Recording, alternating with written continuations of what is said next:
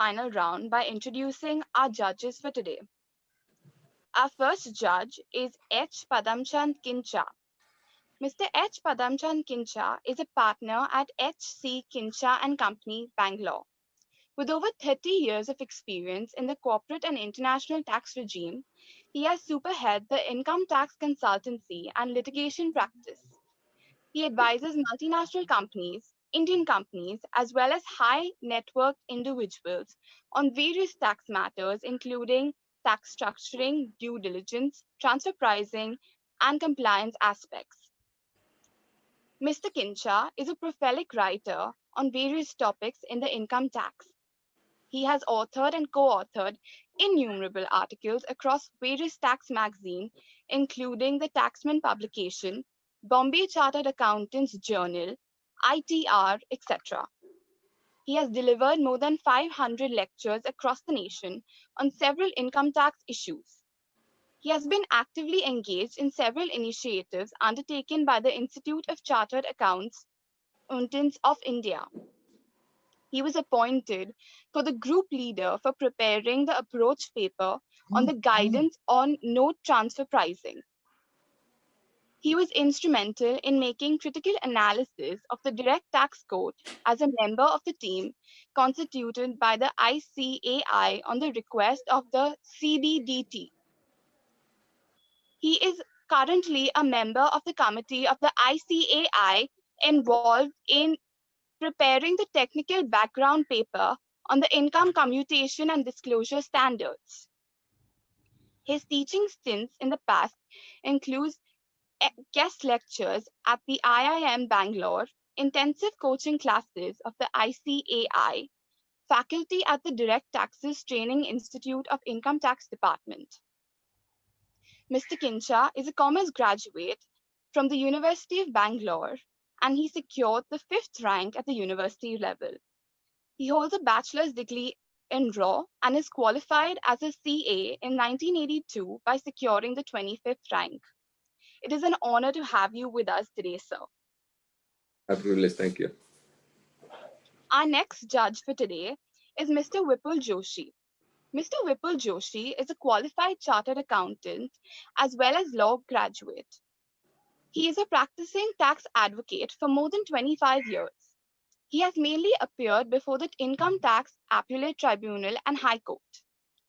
Mr. Joshi is actively involved in various professional organizations and bodies. He was the president of the Chamber of Tax Consultants for the year 2006-2007 and has been its managing committee member since more than 15 years. He was the chairman of the All India Federation of Tax Practitioners for the year 2014 and 2015 and is the honorary treasurer for the year 2017 and 2018. He was also the secretary and the honorary treasurer for the Income Tax Appellate Tribunal Bar Association, an association of advocates and chartered accountants practicing before the Income Tax Tribunal and High Court at Mumbai for 6 years. He is in its managing committee since more than 10 years. Mr. Joshi has presented papers and given lectures at various seminars in and outside Bombay, conducted by various professional and other organizations. He regularly contributes articles, case studies, etc. for many professional magazines, journals, and newspapers. It is an honor to have you with us today, sir. My pleasure. Yeah, it's my pleasure to inform everybody that Vipul has been elected as the president of the ITAT Bar Association Mumbai for the year 21 and 22, and it's a moment of great pride and great happiness for all of us. My pleasure, Anish. Go ahead, please, Pooja. I would now like to read out the time count for the debate competition. The time count for the final round of the debate competition is as follows. Each team gets 8 minutes to speak on the given topic. First warning bell at the 6th minute and second and final warning bell at the 8th minute. Negative markings after 8 minutes. Our timekeeper, Moise, can you please ring the warning bell once, the warning bell that goes on the 6th minute and the warning bell that goes on the 8th minute, so our participants are aware of the sound. This is the 6-minute warning bell.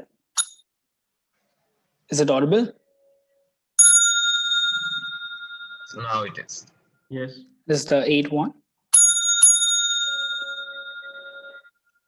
Perfect. There will be 10 minutes for counter arguments. Each team gets 2 minutes to conclude. Total debate time will be 30 minutes. Our debate topic for the final round is censorship of OTT content is a violation of the freedom of expression. Team 25 is for the topic and Team 2 is against the topic. I would now request Team 25 to start with their introductory statement. Team 25, over to you. All right, please just notify us whenever the time begins. Moise, are we ready with the time? Yes, we are. All right, Team 25, you may begin.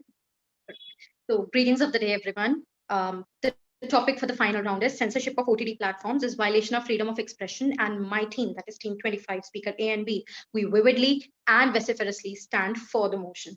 Now, just to begin with a simple thing, that what is freedom of expression? Clause 19, Article 19, Clause 1, Subclause A. Freedom of expression, my ability to express, my ability to disagree. You see that expression also comes with an ability to dissent the government. If this is curtailed, my opinions are curtailed. My opinions are curtailed. Speaker B of 25 is curtailed. So beginning with why to curtail, see, there is certainly a restriction needed. But now that we already know that a few months back, the OTT platforms have already come under the purview of information and broadcasting industry, I think there is no more need for any restrictions now, because the ministry is credible enough, I would say, to sieve through what content is to be displayed and what content is not to be displayed. Do you really think we would have ever got to know about the Jamtara mobile scam or the Delhi crime, the Delhi gang rape? See, researchers have time and again proved that when you visually see something, you understand it better. You are able to sensitize with it. You are able to understand what is needed. So understanding these concepts while reading in a newspaper or by watching on an OTT platform definitely makes a difference. To quote two very renowned personalities who, by this particular decision of censoring the content displayed on OTT, I would like to quote Pritish Nandi, who has been a former Rajya Sabha member and also a renowned poet of the time, says that OTT platforms are for constructive criticism, which is exactly the need. You see that on Hotstar, there were two shows. I'll repeat, there were two shows. One was Hasan Minhaj's case, who happened to make some comments about 2019 elections, and his show on the very next day got discontinued on Hotstar. And then there was another show, which his name was John Oliver's show, which made some comments about Honorable Prime Minister Narendra Modi and then CAA issues that were going on in Delhi. And then again, the show got discontinued. Now, this is where the reality lies. We need to have some understanding as to how politically sensitive issues are being suppressed in the society. But we must also know that the more they are suppressed, the more they are likely to rise in the city. Also, the cases of piracy are very much likely to, upsurge, I would say, if content is censored. Must have seen this advertisement by Manoj Bajpayee wherein it says, piracy karega to pitega. Now, this is exactly the point. But piracy kyun nahi karega? The demand of the society is to watch that particular content. And if you have a problem with that content, why are you censoring one's freedom of expression? Why don't you make an attempt to change that demand? Because like any other industry, OTT also functions as a profit-making industry and as an industry which caters to the needs of the people. And by saying that censor it, you better change your demand. We can't be censoring everything. Do we really censor the relationship between Shizuka and Nobita? Nobita is shown to be entering into Shizuka's washroom, but that does not have to be curtailed. But certainly something that is mature enough to be understood, that is something sensitive enough to be understood by the people, well, that is to be curtailed, right? Another thing, you see that there are two things. To quote a very long back done study, and also quoted in NCERT, which talks about Albert Bandura's observational study, which says what you observe is what you endorse. But a clause is there, sir.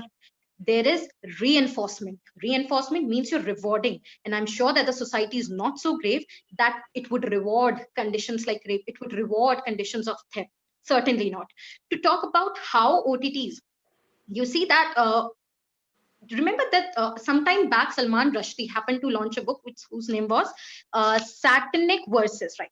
Satanic Verses. Now, this was a book which just made some, not even made some comments, gave a very simple statement which outraged the conservative Muslim beliefs. Now, due to this, wreaked havoc on the community, wreaked havoc on the entire place, and the person was made to leave. Now, this is where curtailment begins to happen. Nobody is allowed to see. The democracy is all about expressing. This debate is all about expressing.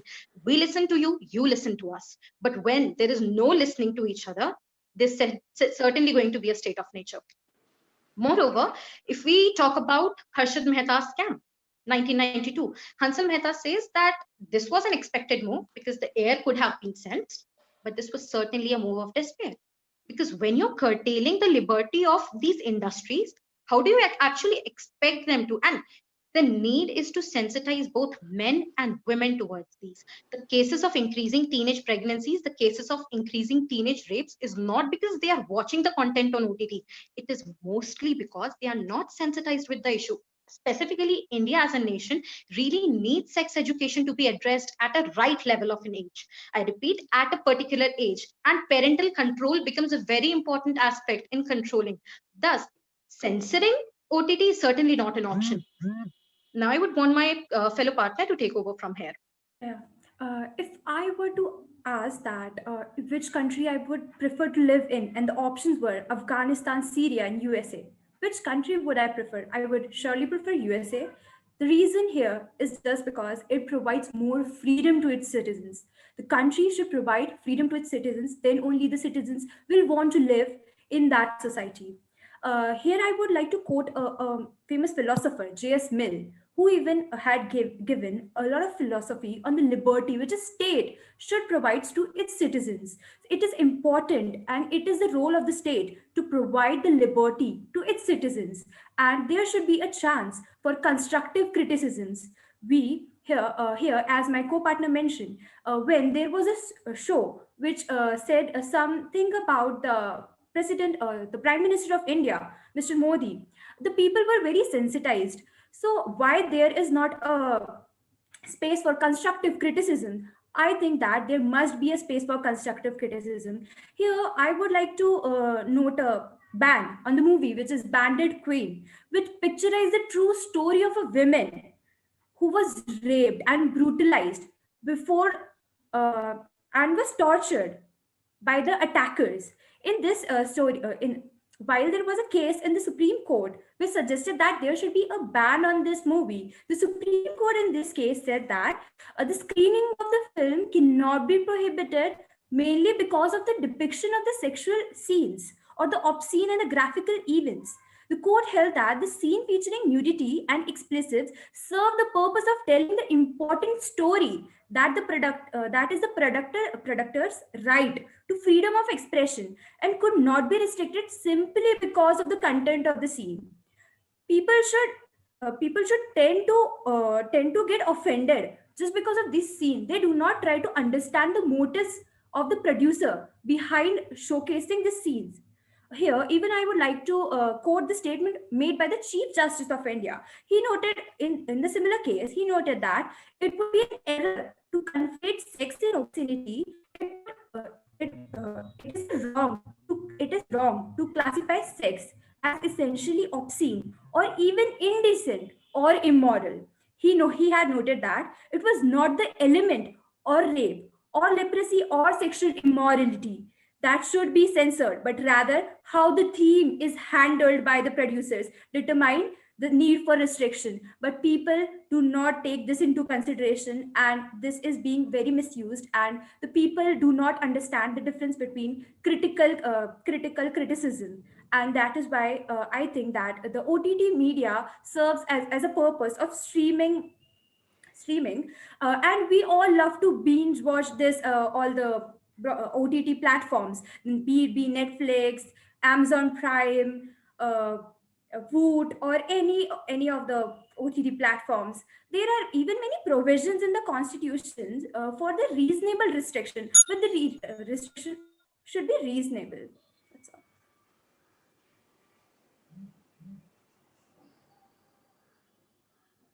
Good afternoon, everyone. Should team 2 start?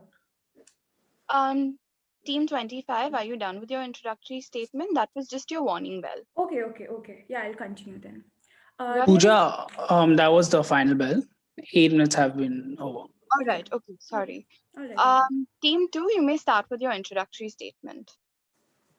Good afternoon, everyone, respected judges and all the members. Well, first of all, I think before starting off, we must realize that this debate should not be anecdotal, which means that both the sides should not bring up points which suits themselves and without actually going to the narrative.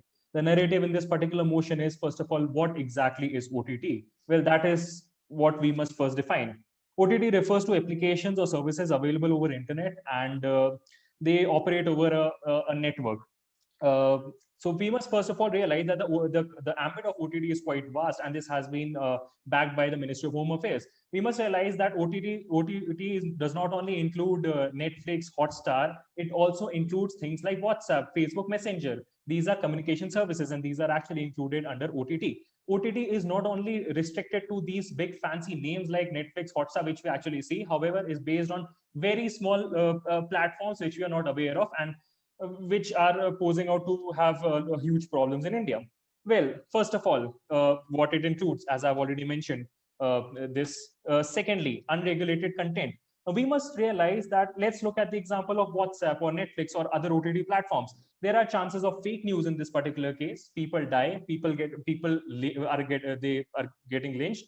And it's not that these things are going to the court. The thing is that because of the privacy issues, no one can actually see what is happening. These are unregulated contents, and we can have really troublesome situations. The second thing is radicalization. Well, of course, it is nothing new to say that people are being influenced by organizations like ISIS or Khalistan to get over in these organizations. The third thing is, well, foreign powers. We already have read in news how there are honey traps or other illegal contracts which can actually be used by foreign countries to incite any particular person in the country, like Telegram, WhatsApp, etc. So these are the problems which are associated with it being unregulated. The third is freedom of speech and expression. Well, I think there are a lot of misconceptions about the fact, because it has been alleged that there is no freedom of speech and expression and a person wants to express whatever he wants. Article 19(1) clearly states that if anyone wants to express anything, he can do so, and there is no prohibition on it.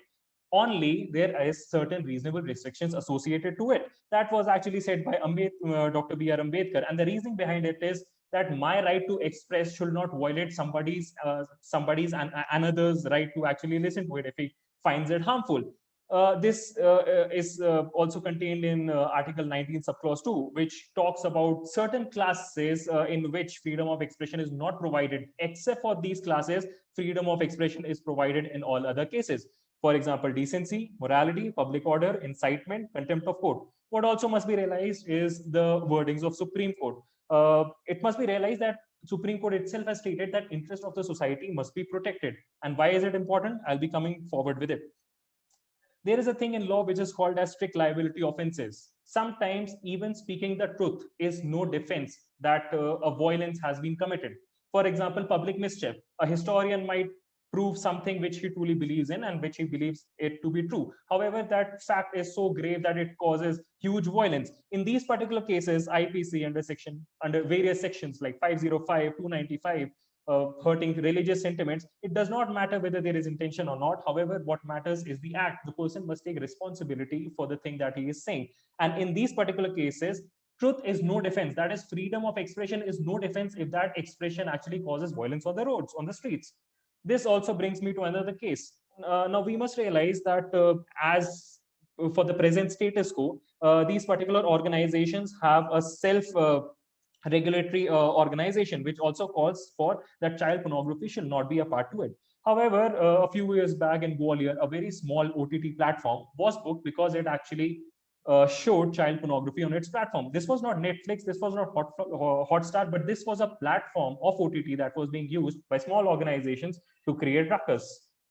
Important points are still there. The most important is privacy. Now, this was not at all brought upon by anyone. However, this poses a huge, grave problem for the country.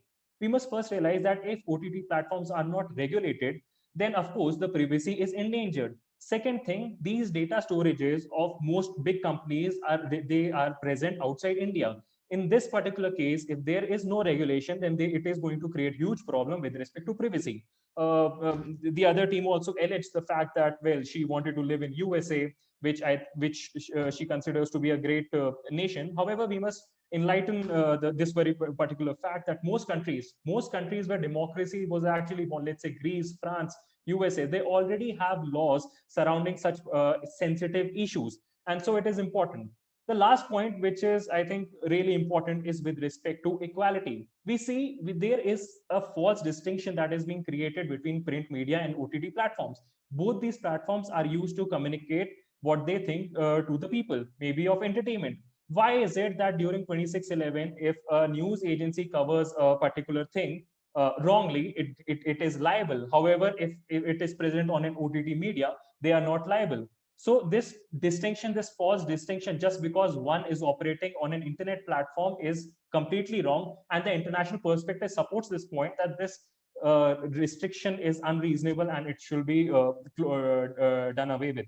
My team member now will carry forward my points. Thank you so much, my friend. The first of all that we should keep in mind is that people are getting hurt due to this uncensorship, and something that causes such grievous hurt. For example, media can influence people to a great extent.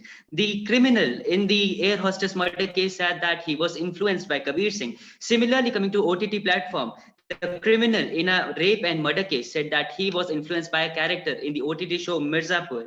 And exactly what we have been saying, putting forward, is this point that everything needs regulation. No right is absolute in itself. The Bandit Queen, the movie that my learned opponent scored, was also heavily censored before it was moved out. The only point that we are trying to move forward is we are not moving ahead in this field uncharted. There has been laws about it in USA, in UK, in Indonesia being one of those countries that had banned OTT platforms for a year before they mended their laws, before they mended their censorship laws. Also, OTT market, as has been estimated by Indian Brand Equity Foundation, it will grow to a capital of $5 billion by 2023. In March and July 2020, the number increased from 22.2 million to 29 million. OTT platforms have been enticing people by giving away free membership for a month.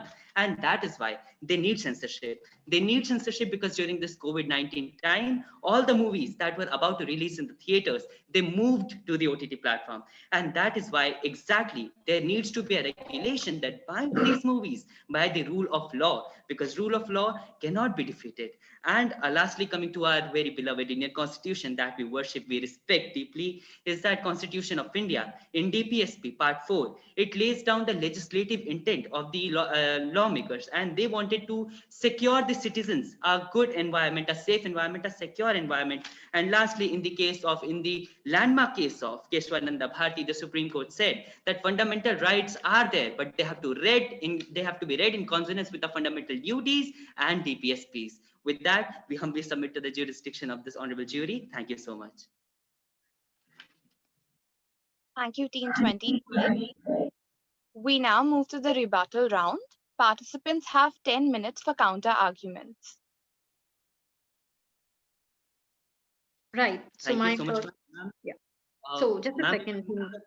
Yes, ma'am. We would move with the counter first, and the first statement that we would like to highlight is that our very learned opponents, they said that they should have the ability to dissent with the government. Well, yes, they have the ability to dissent with the government, and in that regard, we must say that India is one of those nations in the world where you can express your dissent as much as you want.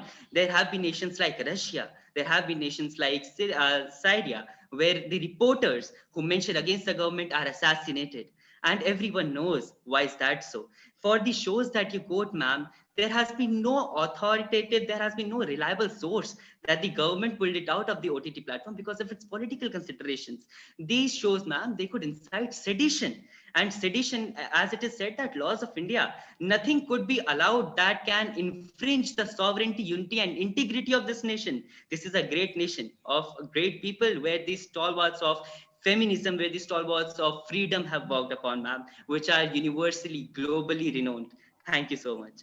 Yeah, so just Adding- answering to that the same way, see, you just answered that how I personally, the statement that you made, could you please repeat what was it that hurting the sentiments? You just quoted something. Could you please repeat that?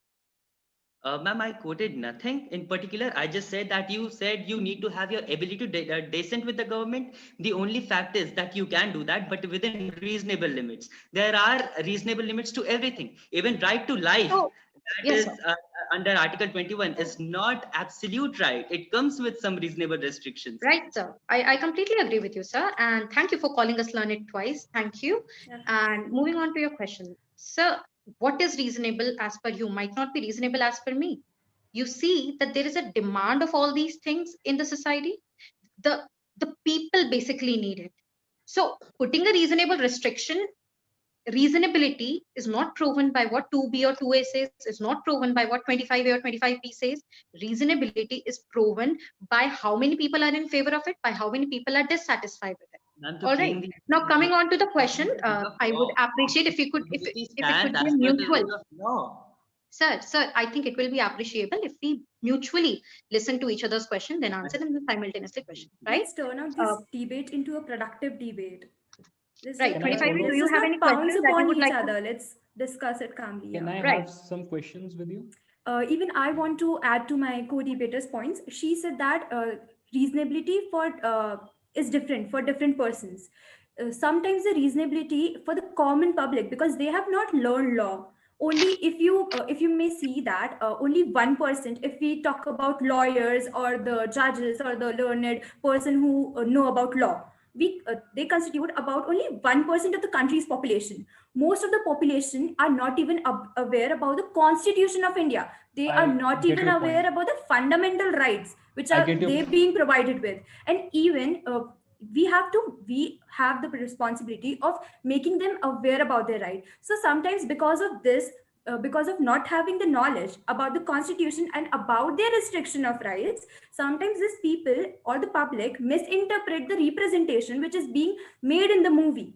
So they are being morally driven, and I it get is your point. Can I provision in answer the you law now? that they shouldn't be. Let me complete my point. I'll give you a chance to speak further. So it is given in the constitution that law shouldn't be morally driven. We cannot make a law just because of being morally driven.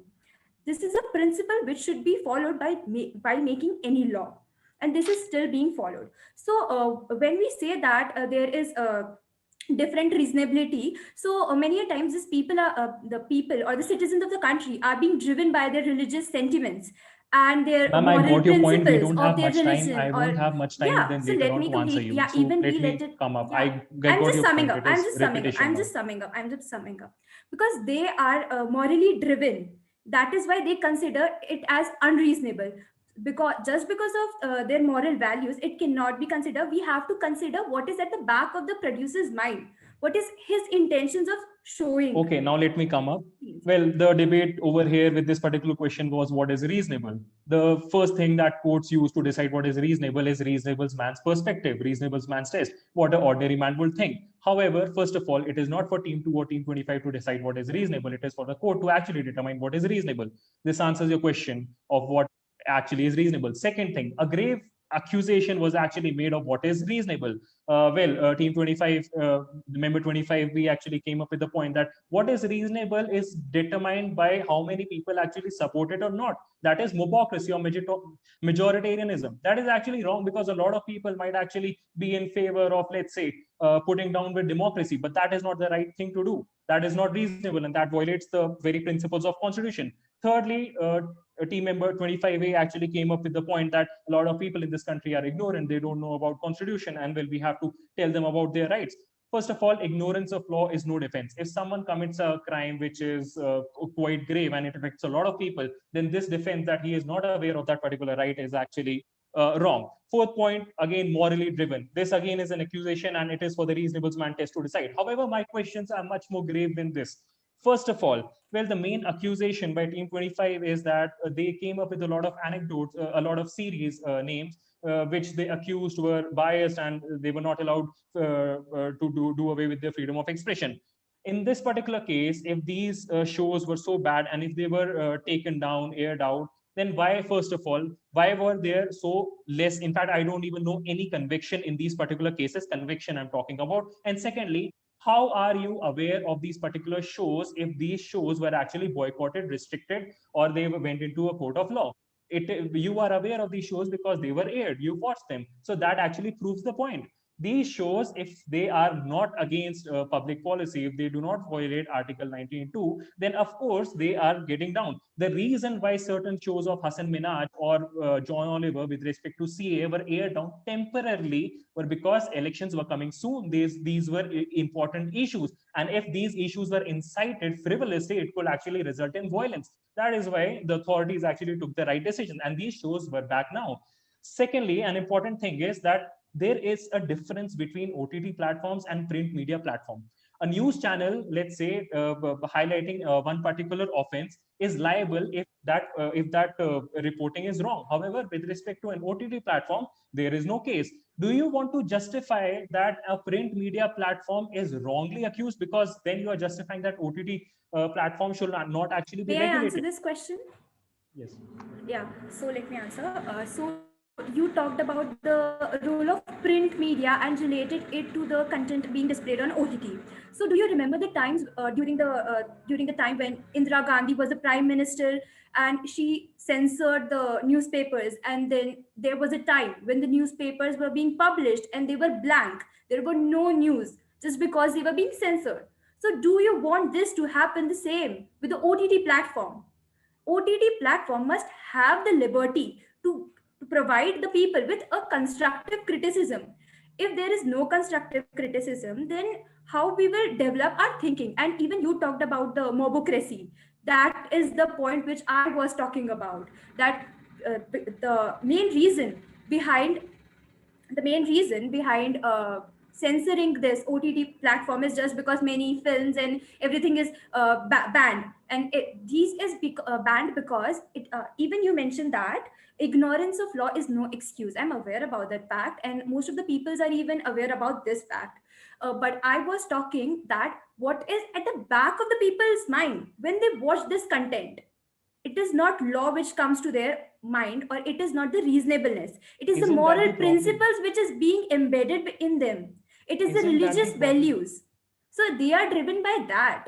Ma'am, you are Okay, factually let me rebut very your point. correct. 1 minute. Compare Let me just switching to Indira rebut Gandhi, certain the points. world First has of all, I changed. think when I ask one particular question, the answers are always anecdotal.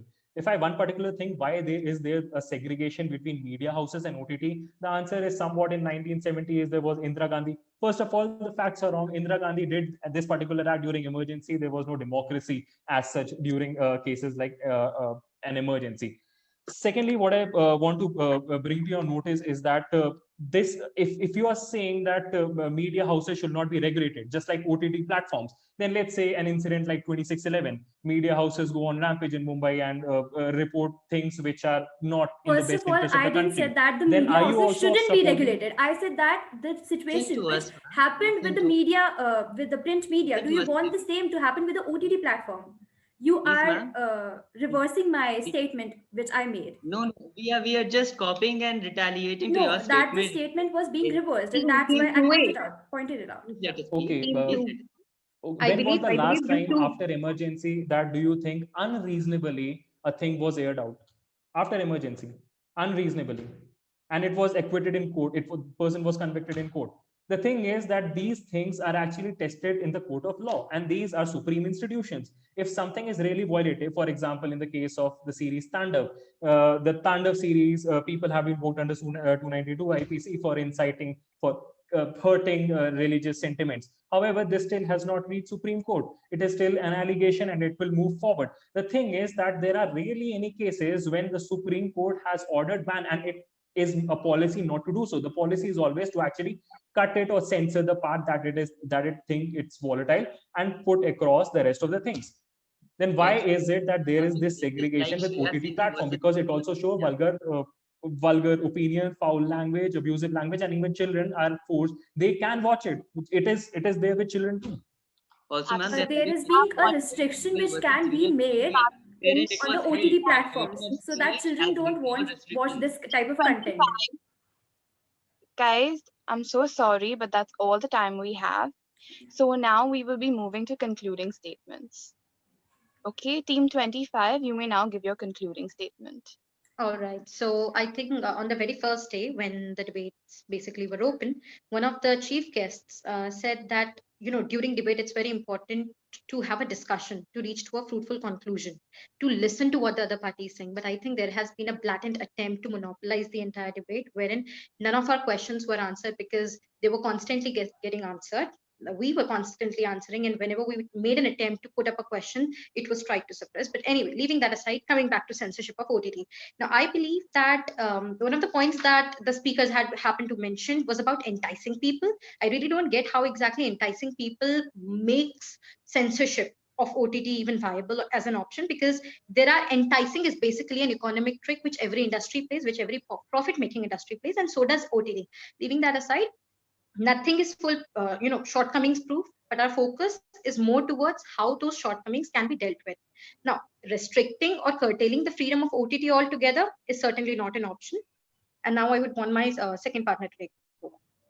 We have seen in many instances that these bans are being made. I personally think that there should be a space in our country for critical criticism of may it be the politics or any political party or any religious sentiments being or any religious value being followed. There are many instances where people think differently, because India is a very diverse country. We have a very diverse set of people in our country. So everyone thinks very differently. So there should be a constructive criticism available so that people can have the view of both the sides. They can have both the scenarios within them. That's all. Thank you, Will Team please 25. start? Now we move to Team 2. Team 2, you may now give your concluding statement. The motion at present is quite a sensitive motion that we have before today. However, there are things that need to be understood in this particular regard. First thing first, there is complete freedom of expression in this particular country, only except for certain circumstances when it can actually have huge serious repercussions for the country.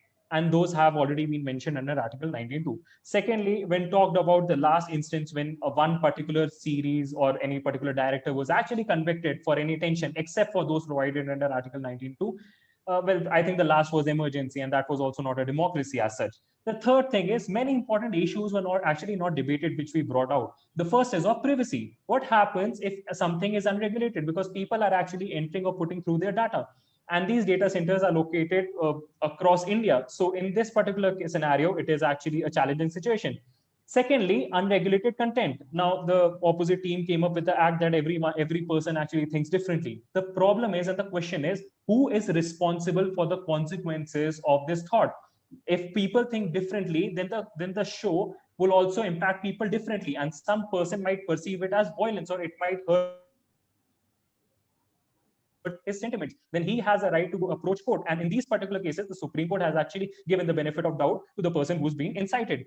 Thirdly, the opposite team always came up with the example of USA.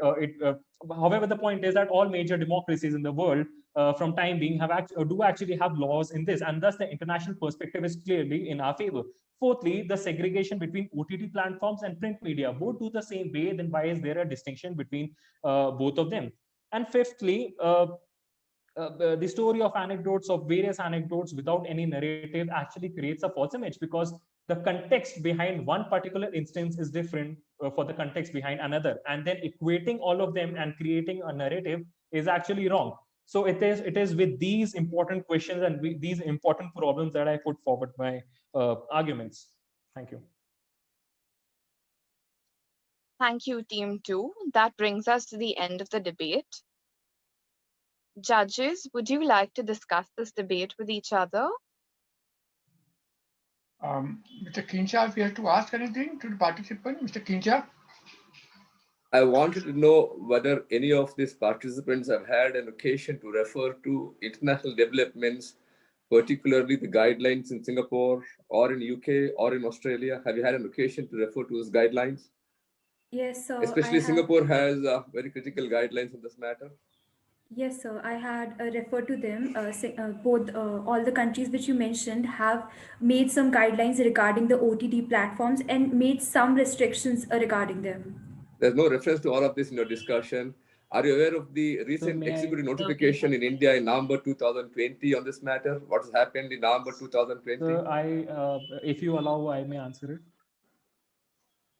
So as far as the status quo is concerned, then as far as now, before Ministry of Information and Broadcasting actually took over it, there was an organization which was created by all these OTT platforms amongst themselves, like Netflix, Amazon, Hotstar, etc. However, this has problems. So which I would like to informed. point out a fact that Netflix and Amazon Prime and some other platforms were not involved in this just because of the fact that because they thought that this would blur the fine line which is between them and the television shows or the movies which are being censored.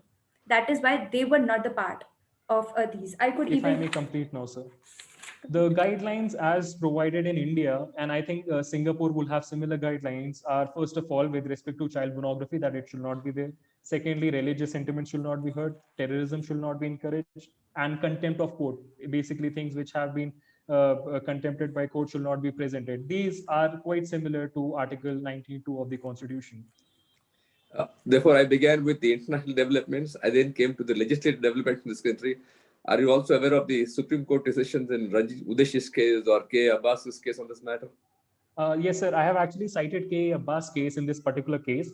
Okay. In fact, I have the wordings also. In that particular case, it was emphasized by the court that motion media or movies, they are actually much more inciting as compared to print media because the emotions are actually quite deep rooted in these particular things. The court also acknowledged that interest of the society is very important in determining such cases and it should be paid importance. So if I were to ask you a constitutionality of the censorship, Yeah.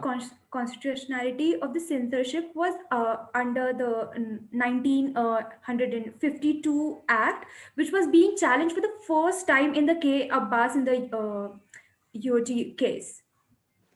If I were to ask you, therefore, to comment on a particular principle, we have a famous statement saying that morals are private, decency is public. Would you like to get some sort of a reference to this principle into your regulations on OTT content, that morals are private, but decency is public? What is the difference between these two?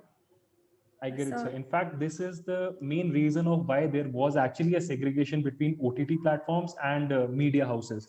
The reasoning is that when it comes to OTT platforms, it is more of a one-to-one experience. It is not a public auditioning of one particular episode. However, things have changed with time. However, when it comes to a media house, it is mass advertising. In this particular case, while morality might not be infringed with respect to WhatsApp because it is a one-on-one platform. However, in case of decency, if it is being aired on, let's say, a news show, which is being watched by a lot of people, then it creates serious problems. And that is the reason why there was segregation. However, with time, OTT platforms has also mass advertised themselves. And so this clear distinction actually is thinning out. The team is 25 team. Yes, sir. So here I would like to point out the fact that models are personal. Just because of this fact, the people are morally driven in our country, and because of these, they tend to protest for if their morals are being violated. If we take the case of the Padmavat, many people protested for that just because their morals, their religious sentiments are being harmed. So morals should be kept personal, and if there is to be a reasonable restriction should be provided, the restriction should be actually reasonable. And about the decency, then if there is to put a ban on because of there is some pornographic or some nudity being showcased on any content, there should be taken into consideration the motives of the producer. The motives of the producer should be taken into consideration, as even said by the Chief Justice of India, because Also, that tells us how grave the nature of the story he wants to tell or portray. So you're talking about various type of restrictions, therefore a restraint on the type of expressions. Would you agree? And what are your comments about varying degrees of restrictions depending upon the form of expression? Could it be a form of expression like art, a sculpture or a painting, or could be press, could be TV, could be mobile, could therefore be OTT?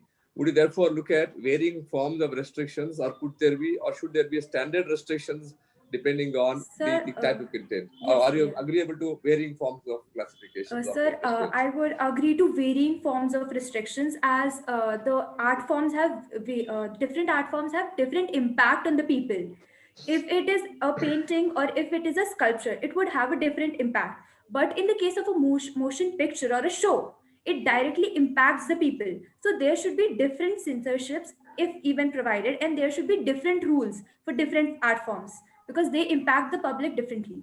Apparently, adding on to her point, sir, if you may allow, very rightly put forth by you, if I may requote, private morals, and it is exactly the problem. The private morals are brought into the public domain, and then and then public protests are led out. Now, this is exactly the problem. The entire censorship concept is because people aren't happy. People aren't really happy with the concept. Why? Because people are on the roads.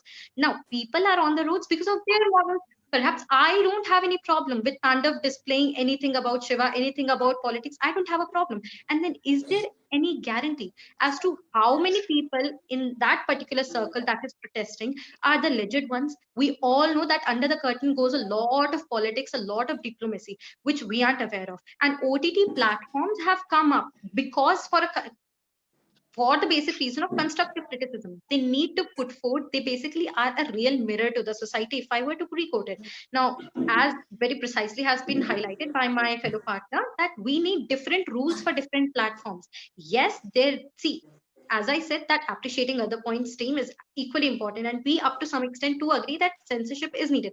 But then censorship of OTT platforms in the form of content, or in because it is enticing people, or because there are some what do you call hurting sentiments. Now, sentiments are just like morals; these are personal things, and because personal things are being hurt, we can't let public understanding of that thing be hurt, right? Censoring it is something that will cause harm to the public at large, but censoring it only for the sake of some people's morals, some people's sentiment, is certainly not an option to opt for. Vipul, yes, for you. May I say something?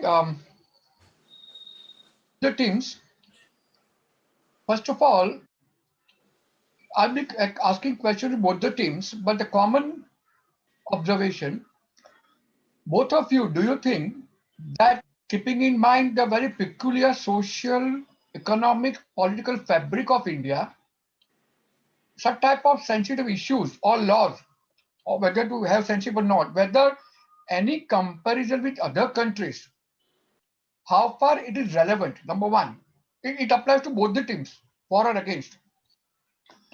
Number two, that is first question. Now coming to the team 25, my question to you is that you said yes, there should not be any censorship, but at the same time, you agreed that there has to be, compared to in other media, there has been censorship in movie or print media, there is a censorship.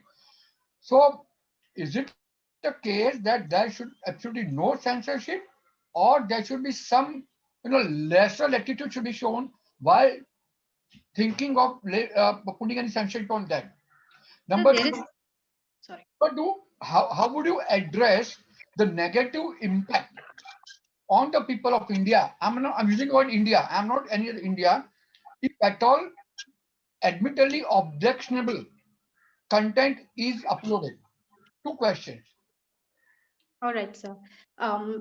Beginning with your first question, which was, I believe, about whether there should be a partial or a complete censorship. Sir, there is already a partial censorship. As we know, few months back, the legislature has already passed a law wherein we are trying to bring it under Information and Broadcasting Ministry, and which means that the content is being regulated. Now, there's a very thin line difference between regulation and censorship. However, regulation in some way or the other is like a if I could say, semi-permeability. There exists a semi-permeability wherein there is some sort of censorship which is already taking place. So now that it is already under a particular ministry, I don't think there is any further need for more censorship on the content. Talking about the negative impact on the Indian society.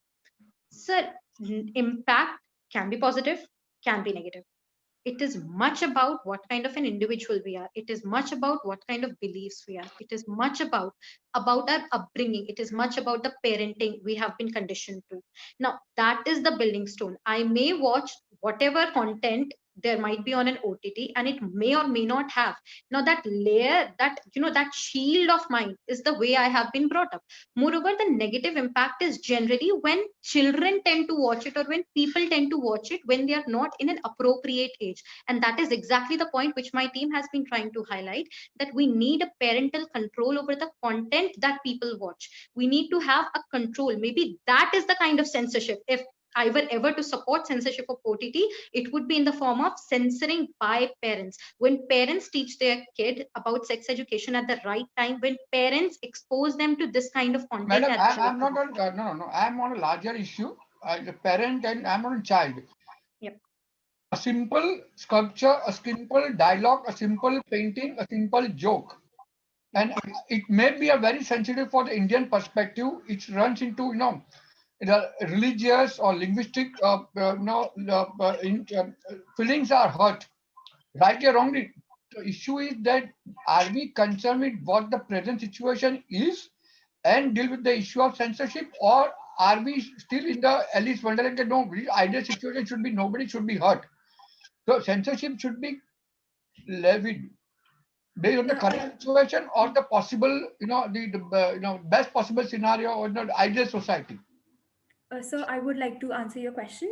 So you said that is should there be a partial What is the distinction between regulation and censorship? Yeah. Regulation. About the regulation, there is there is a rule which is Information Technology for Intermediary Guidelines Rule 2011, which says that due diligence shall be observed by the intermediaries, which are the OTT platforms, in displaying, hosting, publishing any obscene, pornographic, or unlawful act, and shall not harm any minor. This is a provision which is already in Act. And another thing which I would like to point out is there is a power with the government, which is known as the internet kill switch. The government has the power to remove any content that is objectionable and harms the India's sovereignty interest under the section 68 of the IT Act. So government already have this power. And another thing is that is the power to issue directions or blocking public access to any information through any computer device or resource that that the said section is considered to be violative. So government already has some powers which they could use if they feel that the content is... Next, team two. Yeah, got it. Team two. Yeah. Thank you, sir. My question to you, the common question that Vishu said the censorship is, you recommend that yes, it is desirable. But again, keeping in mind the Indian context, how can you say that it will not be misused for whatever reason, keeping in mind the peculiar Indian context? Because how far today you may start with very milder form of censorship, but is there any guarantee that it will not the spread its effect in all and to be misused for any other ulterior purposes? Sir, that is the only question, or shall we answer? Yeah, of course. No, thank you so much, sir. Sir, with all due respect, submitting to your consideration, sir, India's constitution is known as the world's most unique constitution because it has been taken from different jurisdictions, different provisions have been taken from different countries. Sir, the thing is that it was done so because India's atmosphere was thought to be so diversified. It was thought to be so inclusive that the legislation makers, they had the legislative intent in their minds that they wanted to secure to all the citizens the highest standards of excellence, the highest standards of secure life. Sir, even though we are very different than the other nations, we are different than USA, we are different than Singapore. But yes, sir, the only thing is that the common thread of fundamental rights, sir, is the same. We are the same when we ask for right to secure environment. We are the same when we ask for a secure environment for our children. We are the same when we ask for a constructive mental heritage for our children. And that is why, sir, we submit to your consideration that even though India is different in its being, but when we ask for the same things, we are asking on the similar lines that is pretty much justified even on the domestic and international standards. If my teammate has something to add to it. Yes, I have certain things to add to it. You actually talked about the international perspective of why India should be associated with various other countries, considering that we have peculiar circumstances. Well, I do agree that India has certain peculiar circumstances, but let's look at it this way. How many people in India actually have a smartphone or actually have internet? The reasoning I'm putting forward is that the people who are associated to OTT platforms are not the most poor people that we have in this country. They are people who are average or above average with respect to their income. And that is why, even if we compare these people with countries, let's say like Indonesia, even countries like Indonesia, which are diverse and which are not first world countries to have laws to clamp down on these things. However, India can also be associated with multipolar countries. For example, in the United States, there are people of all ethnicity. It's not only about whites, but we see that such problems exist in the United States too. And that is the reason why even in that particular democracy, we have laws with respect to the same. So that is how we associate international countries with our own country. Thank you so much, sir. Yeah, I'm done, Mr. Kincha. I'm done. Sir, you're on mute, sir. Sir, you are on mute.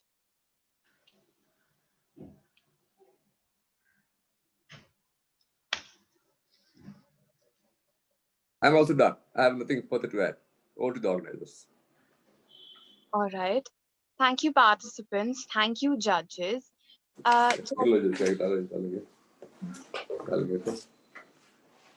Judges, would you like to get on a phone call to discuss the debate before giving the scores? Yeah, we'll do that.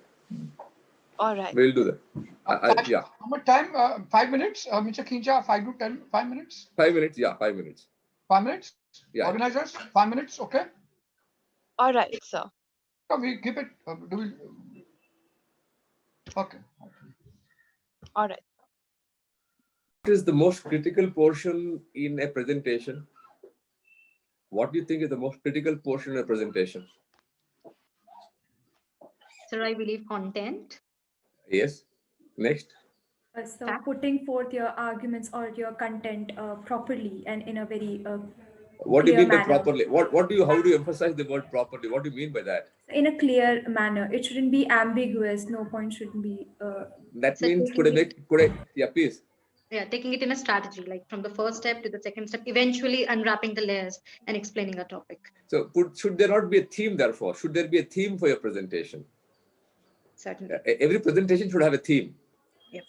And therefore, the theme is the most critical portion of any presentation. Mm-hmm. Now, the problem for people like you on a very, very sensitive and a very important topic is possibly the constraint of time. So you are now fighting content versus time. Mm-hmm. The question therefore is, how can I have the highest amount of content in the shortest possible time? So that's the difficulty you're facing on a very important topic. 1.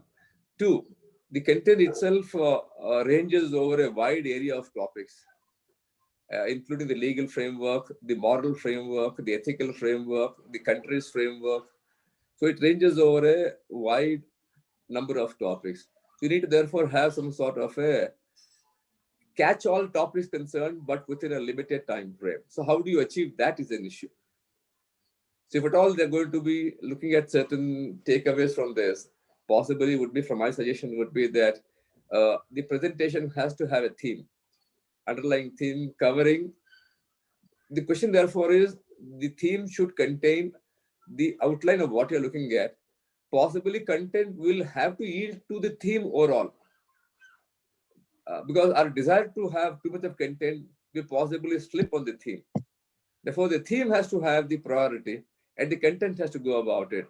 And possibly, therefore, in a preparation like this, the initial presentation should have had a theme and the rebuttal ought to have had some more content. That would have been, that's the suggestion I would give you in terms of how you go about, in my opinion, not an easy topic in a short duration, but then the limitations of time should be factored in for making a thematic presentation.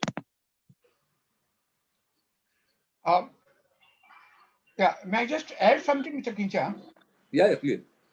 That is a very important point Mr. Kincha has raised, and that, you are all students of law, chartered accountancy, and even if you have to argue before, it's a lecture or whatever professional lecture, where you have got so much to share and talk about, but time is very limited. There lies the real skill. And Anish Kicha is one of the most expert speaker and one of the best speakers we have got. So there is a strategy exactly that when the content is very large, what you want to share or what you talk, and the time is short, then how do you plan it? I think that's the dividing line between you and the other competitor or other successful or not successful speaker or advocate or chartered accountant. That's what my thing. Maybe this time one more small point. Of course, I would lot to say, but we don't have much time to talk much. See, the debate, it's a different from moot court. And debate, two important aspects. One is eye contact, especially when today this time the virtual debate poses very different peculiar issue in a debate. In a physical debate, you are there on one side, judges on the other side. Correct? A little bit, but when on a screen, when a virtual mode, when you have to have eye contact with the judges or with the coaches, I know that thing, small thing, but you have to question how do you adjust to the new platform. Today it is virtual somebody, tomorrow is something else. How do you adjust to the new platform when you are in a debate form?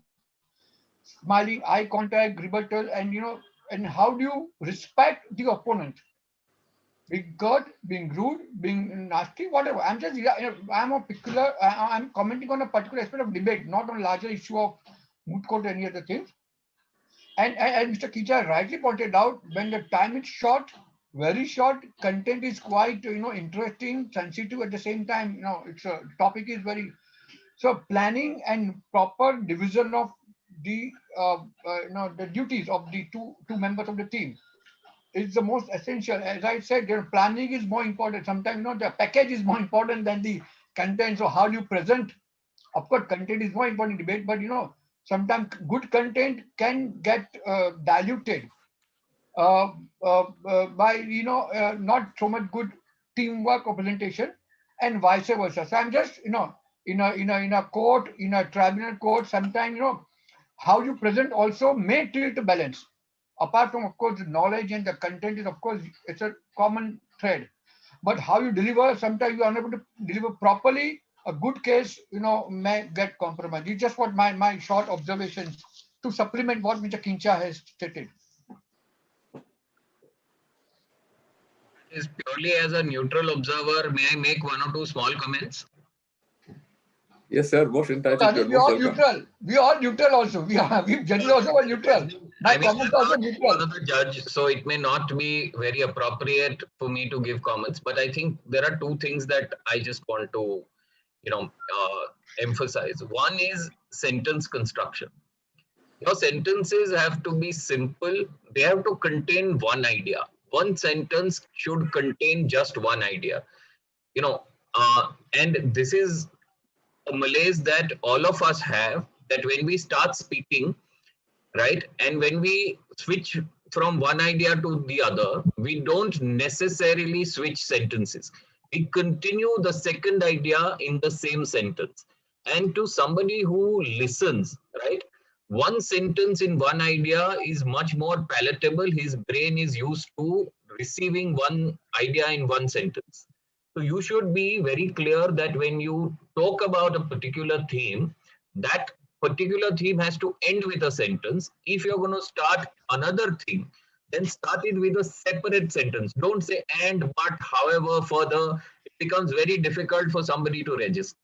That was one point that I noted. The point I believe that I noted is that I think Vipul probably summed it up in a way better than I would, but sometimes the packaging also is equally important, in the sense that yes, you have a lot of content, and I believe both the teams were very, very well researched, very well informed, quoted authority also where they had to, right? The point, I think, is that sometimes when you present fewer arguments, right, but they are presented well, again, from a third-party observer's point of view, that would be more palatable and more registered in that person's mind. So I would think that that again is something that you need to, be careful. And the third and the last thing that I want to, probably make an observation about is that somebody says something, you don't necessarily have to react, right? I saw both teams reacting to each other. I think in a situation where there is paucity of time, particularly, right? Driving home your own idea is more important than reacting to somebody else. In a rebuttal, yes, you would want to do that, but restrict your reaction to the idea, right? And not the individual. So I would think that the reaction has to be to a particular concept, a particular theme, a particular thing, rather than a particular person. I believe that those are the things that at least I felt was a little the observations that I had.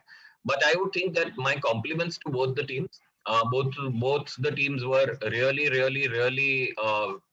well informed, and as I said, knowledgeable, quoted a lot of authority. And generally I think that obviously you were not given the subject very much in advance, so you didn't have time for research. So whatever time you had for research, I believe you used well. Thank you. Thank you, sirs. All of you, thank you for your suggestions. We'll note them down and we'll make it a point that we implement them. Keep at a smile. Keep on your smile. That I like it. Smiling face always makes an impact. Packaging, Anish. Absolutely. Thank you, sir. Surely. So we have already messaged the results to our judges for the announcements we made, but I will hand over the charge to now Pooja for the next flow of the session. Yeah. Okay.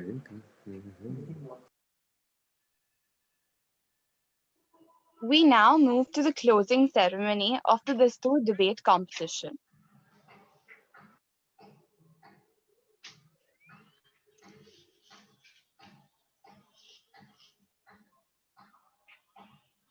Welcome one and all to the closing ceremony of the 4th edition of the Dastur debate competition organized by HR College in collaboration with the Chamber of Tax Consultants. Like every year, this year also we saw a series of insightful debates and fresh set of ideas. And finally, now we have a winner. But before we announce the winner, we would like to hear from the President of the Chamber of Tax Consultants, Mr. Anish Thakkar, for a little feedback on the debate. Thank you, Pooja. And good evening and welcome, everybody. I probably said what I had to say a little too soon, but let me just first start by thanking, number one, Mr. Soli Dastur, senior advocate and past president of the chamber, who has not only lent his name to this debate competition, but also has been very instrumental in taking forward a lot of our activities, particularly for students. And we have a moot court in his name. We also have this debate competition in his name. And I believe that, the interest that he himself takes for conducting these activities is phenomenal, given his busy schedule, given his cases that he has in the courts and the tribunals. He actually spent about an hour and a half with us to go through the topics, the rules, all of it. So I think, my first thanks is to Dastur sir for, making this possible. I would like to thank the HR college, the principal, Pooja ma'am, the other faculty, Trisha ma'am, who was in charge, all the students, who really took great pains in organizing this, Pooja, Moiz, everybody else, I think has done a fantastic job. And thank you very much, HR College. And we hope that we continue this association for many activities of the students. And as mentioned by me in my opening remarks, we do look forward for student members who are pursuing chartered accountancy or law courses from HR to become student members of the chamber and get involved in some of these activities. It is very enriching as far as the students are concerned. Thirdly, I would want to thank Varsha, her committee, Vitang, particularly who really, did a lot of hard work. Varsha also did a lot of hard work. Other members, Charmi, and, everybody else. I think that the committee has really done wonderfully well, and this is one of our most vibrant committees over the last couple of years. They've really done fantastic work in terms of, not only successfully organizing these, but also becoming brand ambassadors of the chamber amongst the students of Chartered Accountancy and Law. Fourthly, my thanks to all the judges, the two judges present here, Padam sir, Vipul. They are not only very, very learned and very erudite and articulate tax professionals, but I believe they are also superb human beings, which is why, you saw them, giving their feedback. And I think those qualities actually showed when they gave the feedback. The judges for the semi-finals, the quarterfinals, and the the preliminary rounds also, thank you very much for coming to this platform. We know that it is a challenging platform. As Vipul mentioned, eye contact in a virtual world is very, very difficult. And sometimes it is very disconcerting, particularly if you are on gallery view, to see a lot of people looking at you like this. But I think that it does, I think technology has evolved, and technology gave us a platform to access colleges across the country, institutions across the country, where we could actually go and get them to participate. So I think our next thanks is to technology. Of course, grateful thanks to all the institutions who participated, 32 colleges this time across the country. I think it's really, really, really wonderful. I think that the art of debate, if you ask me, is very, very important. And, the way of debate is, that you present your case without necessarily confronting, without necessarily countering, without necessarily offending, and make your point so forcefully that, the other person at least registers your clear view. Whether he accepts it or not is another question altogether.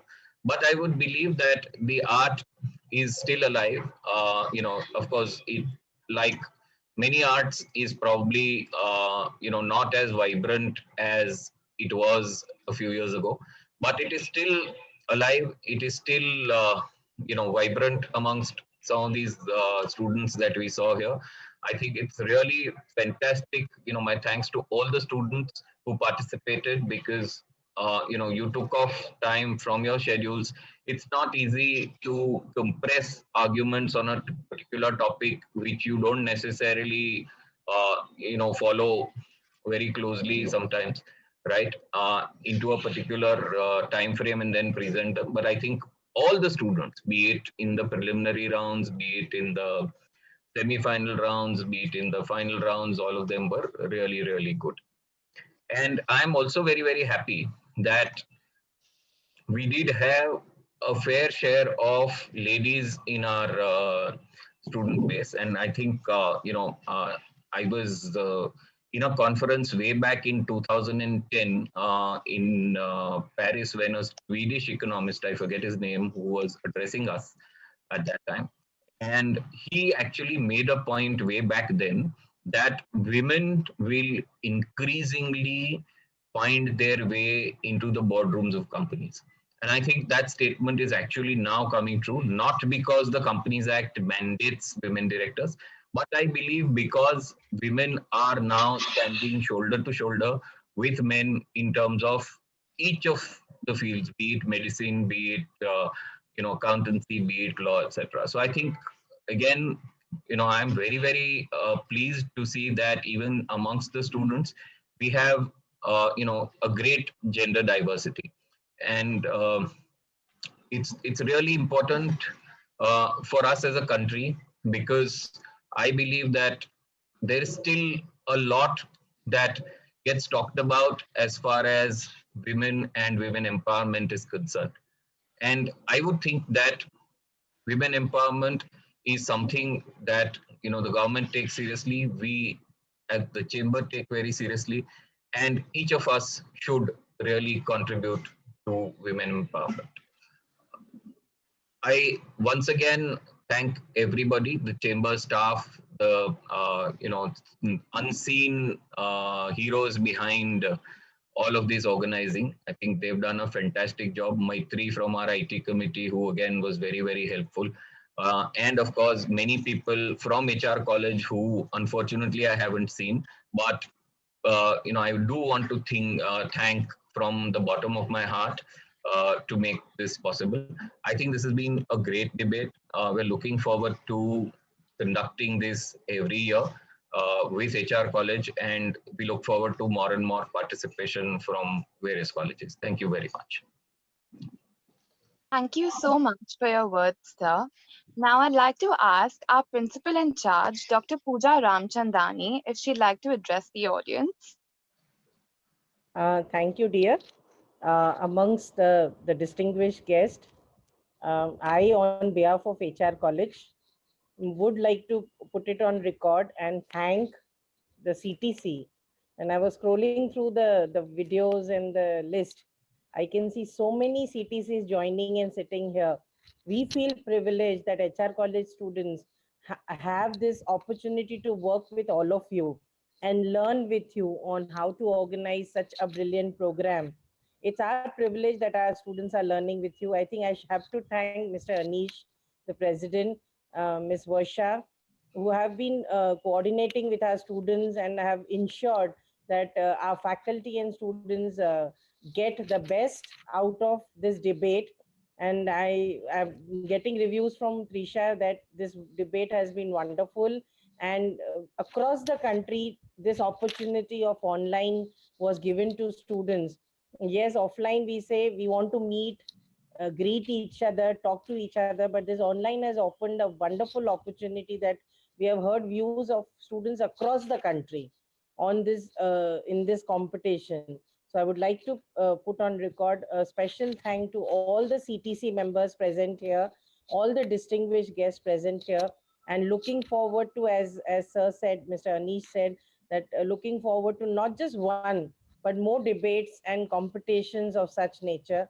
I had already requested Varsha ji to allow our students and tell us how do they become member of this institution and learn the tricks of trade and also interact with such stalwarts who are and as Anish ji had said a day before, that it is a group of more than thousands of tax consultants are a group member of this organization.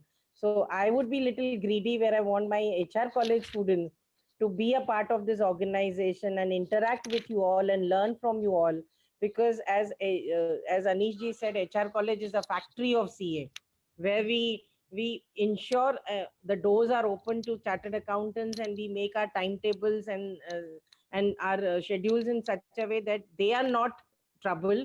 They look at their tuitions, they look at their classes in such a way that we encourage a professional degree with our traditional courses that they do with us.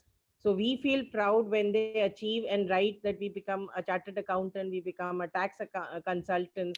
We feel proud. So I would request CTC to have not just one, but many more collaborations, and would request all the CTCs available here to come down and encourage more and more collaborations, not just in debates, but also into various webinars, guest lectures, and even the shadow working, which we encourage, that if you need interns from HR college, we are more than happy to give you internships, students on articleship.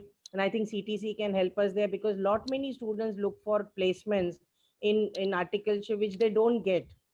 And I would like to connect with Varsha ji on this and help us there. And hearty congratulations on the successful completion of this competition. And I think the efforts, as Sir said, behind the scenes, there are so many working. And I must congratulate all the student participants also who have come in. And I can see team 2A, 2B, 25A, and all these numbers are given to them and smiling faces, which makes us proud that yes, the platform that we created for these 2 days, the Dastoor competition, gave them that satisfaction that yes, they participated and came to the final rounds. So with these few words, and special thanks to CTC people and my brand ambassadors of HR College who are working behind the scenes for this competition, I say, may the best win. So all the best to all the participants who are waiting for their results. So all the best to everyone. Thank you so much for your words, ma'am. It's always such a pleasure hearing from you. We now move to the announcement of results. I'd like to request our judge, Mr. Vipul Joshi, to please announce the second runner-up for the competition. It's my pleasure to announce name of the second runner-up, and that is Jindal Global Law College, Sonipet. And the participants' names are Aditya Banerjee and Shubham Mishra. My heartiest congratulations to the team for the second runnership. Congratulations, participants. Now I'd like to request our judge, Mr. Paramchand Kincha, to please announce the first runner-up and the winner for the competition. The first runner-up for this competition is the Maharashtra National Law School, Nagpur, the participants being Ishita Tomar and Bhavya Pokhriyal. And the winner of this competition is the Army Institute of Law, Mohali, the participants being Nishant Tiwari and Nishant Sharma. Congratulations to all the winners concerned. All the best for a wonderful career to all of you. Thank you so much, sir. Thank you so much, everyone. Congratulations to all the winners as well. Congratulations, team 2. Congratulations. Congratulations. Well, now that the names have been revealed, I've been pretty curious to ask this. Are you people law students? Apparently, has been true. Mohali Law Institute. Which year are you in? We are in 4th year now. We are first year students. Yeah. That's great. Lost to our seniors, that's somewhat satisfying. It's not surprising that the finalists and the winners are actually law students, because I believe debate is a very integral part of the practice of law. So, congratulations to all 4 of you. I think all 4 of you did fantastically well. And you're not lost, actually. Let me tell you, you're not lost. The advantage of You learned something new. You're not lost. Please don't take it as a loss. You learned something new, and I'm sure this will be very, very helpful to you in the career ahead. Yes. Over to Varsha. and the advantage of having it online, that we have all the winners from out of Mumbai. Great. Yes. Yeah, and our students will learn such a talented, very nice. Congratulations, participants. Now I'd like to request our principal in charge, Dr. Pooja Ramchandani, to please announce the best speaker for the competition. Okay, I've been given the responsibility to announce the best speaker. So I have to give the first prize, right, Pooja? Yes, ma'am. Yes. So without much ado, I will not keep you all guessing. It is actually code number 25B, Bhavya Pokhriyal from Maharashtra National Law College. So hearty congratulations to Thank Bhavya. you. So she was feeling a little different, but today you made the mark as being announced as the best speaker. So hearty Thank you so much. congratulations to you, dear. Thank you. Hearty Thank you so much. congratulations. Congratulations, participant. I'd now like to request Mr. Anish Thakkar, the president of the Chamber of Tax Consultants, to announce the best speaker for the competition. Thank you, Pooja. The second speaker is code 24A, Shubham Prakash Mishra from Jindal Global Law School, Sonipet. And I think, hearty congratulations to, all the speakers, all the debate participants. I think, very well presented, very well done. So, Shubham, congratulations. Congratulations, participant. Now I'd like to call Ms. Trisha Datta the professor in charge of the Growth Development and Change Club of HR College, to please present the vote of thanks. Thank you so much, Pooja. Good evening, everyone. I, on behalf of HR College of Commerce and Economics, would like to thank Chamber of Tax Consultants for giving us an opportunity to host Dastu debate competition and helping us in the smooth conduct of the event. I would also like to thank in-charge principal Dr. Pooja Ramchintani for her constant support and encouragement. I'm grateful to the judges for being a part of this event and for sharing their valuable insight with our participants. I'm definite that the participants will benefit from the feedback. I would also like to thank the participants for their cooperation and enthusiasm. I'm grateful to the audience for cheering and motivating the participants. And last but not the least, I would like to thank the students of Growth Development and Change Cell for their hard work, passion, and dedication. Words are certainly not enough to express my gratitude to all these students. A big heartfelt thanks to everyone involved in putting up such a wonderful event. Thank you so much, everyone. Have a good day. I now request everyone to switch on their cameras for a photograph, if that's okay. Pooja, just let me know if you are ready for a formal screenshot that we are going to take. I think one person who also deserves vote of thanks is also Trisha. Thank you so much, ma'am. Because the person who works behind the scene is the faculty and my brand ambassadors. So I think commendable job and very good job. Proud Thank of you all so of much. you. Thank you, ma'am. So Kriti, Sana, are you all ready? Are we having all the winners in the screen? I mean, in the panel? Only the winners, ma'am? No, are they there in this? Yeah, they are, ma'am. They are. Okay. So just let us know when you're ready. Is everyone ready for the picture? Yes.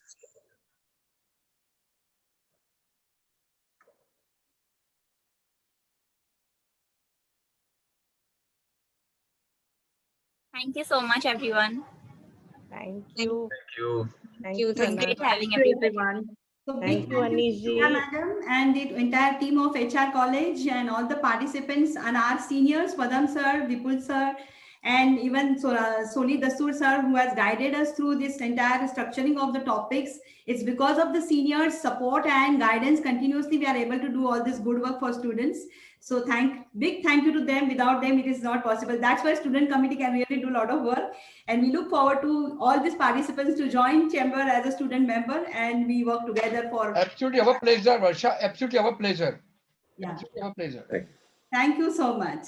Thank you so much to all the distinguished guests. Lovely meeting you here. Our pleasure, And ma'am. Varsha ji, thank you, Anish ji. God bless you. Varsha ji, Padmachan ji, and all the senior distinguished guests out here. I can see Vipul ji and Virag there. I think I'm reading properly. Virag and so many people. Thank you so much for coming to HR virtually, and hope to see you on the HR college floor offline at least once in next 1 year. Please, all are welcome. College or it's still virtual? So have you started actually visiting the college premises? Yes, principal has to go every day. It's only the teachers and the students benefit. They sit at home. Right. Yeah, college, we have been started with July itself. So we go from July. Oh, great. Yeah. Now then we'll come and see you one of these days. Definitely, always welcome. And I would want, if you can help us with how the membership drive would happen, because we have approximate 3,000 students doing chartered accountancy, which is a very big number, right from first, second, third year to self-finance courses. This will benefit them. So I would want the students should become the members. So our membership actually is a financial year membership from April to March. So I think somewhere in March, I think we'll come in February, March, we'll come to the college and then probably just, popularize this thing so that students can start becoming members from 1st April. Of course, they can, start becoming members immediately, but their membership will be effective April 1st. Yes, definitely. I would like to visit the college after I left. Sorry? I'm HR college student, ma'am. I would like to visit the college after so many years. Tomorrow I'm there. Monday ko aa jaiye, please. I will be more than happy. More than happy. So So congratulations to all the participants, and your prize money and the trophies will be made to arrange reaching to them. send to your respective places. I think all are winners here. So the ones who have won, Yes. double congratulations. But the ones who have not won, Absolutely. triple congratulations, because you tried. And yes, you got to learn from winners what you must need to do to improve. So next time, definitely. And you say it's first or second, doesn't matter. You participated, that's your winning trophy. So hearty congratulations to everyone who at least tried. So very good. So and all are welcome to HR, especially the ones out of Mumbai. Definitely, please come to HR and visit us. Sure. Thank you very much. Thank you, everyone. Bye. Bye-bye. Close the meeting now. We are closing.